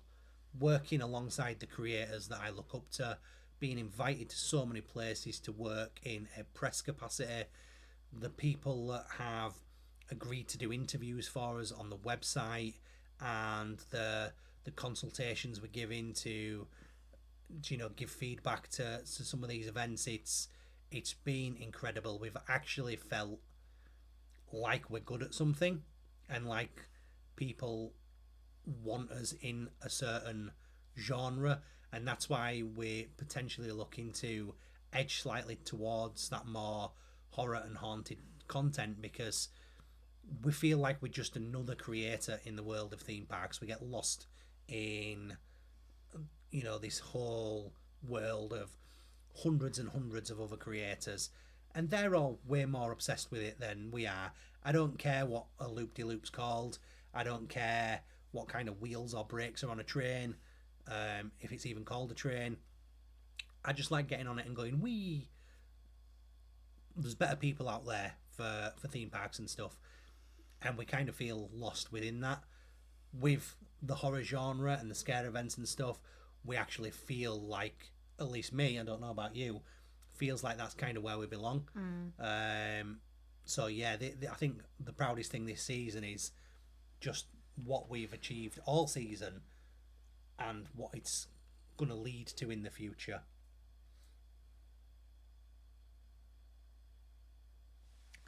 Question: this live thumbnail image, how did you think of actually creating it? I wouldn't like to say that I give much thought to this particular thumbnail. Most thumbnails I put on the channel I do give a lot of thought to. I research a lot of them. I put a lot of effort into creating them, as simple as they may seem. I'm usually running up to 3 thumbnail and title tests at any one time. But this particular thumbnail I was doing at the same time as I was trying to do 33 other jobs this afternoon, and I just found a background on Canva. I downloaded pictures from the scare season that we've had, removed the background, put a board around them, and then put some text on screen. No thought went into this one. If it's any good, it was pure luck. But the rest of them, a lot of research and thought does generally go into them. Got to get that click-through rate up. And I think that is it for all of the questions that we have had. And we've been on for nearly 2 hours. And I've done a hell of a lot of talking. Lucy's done some talking. Not so much. Have I just talked? I'm getting tired now. Have I just talked over you? You're just tired. I do waffle. But anyway, whether you are still here, whether you are watching this back on catch up, whether you've been here just partially the way through it, thank you very, very much. Before you go, if you could just bang a like on the video, share it, stick a comment on it, all of those things, it would be very much appreciated. Thank you for joining us. We hope that you will join us on all future lives and videos going forward. Your support is always appreciated. Absolutely, we've been going for over 2 hours apparently. Absolutely love you all. Any support that you give is massively appreciated. It has been a phenomenal scare season. I've no idea where Judventures is going through from here, but I am goddamn excited about it. I've been Darren. You've been Lucy. We've been Judventures. We've been live tonight in your living room. Happy Halloween. We'll catch you on the next one. And I can't do my usual creep it real thing because I've got lots of buttons to press to get us on the outro, and I don't know how to stop us, so now I'm waffling. Watch all of our videos from scare season. They're all fantastic. There's 14 of them. It will be a great Halloween evening for you all. I'll catch you on the next one. Bye. Bye. And we still got to keep waving because I don't know who's finished. TikTok hasn't finished. Bye, TikTok, I think. I don't know how to get out of TikTok Live. Yeah. We've ended. You will not be able to. We're still going. We are.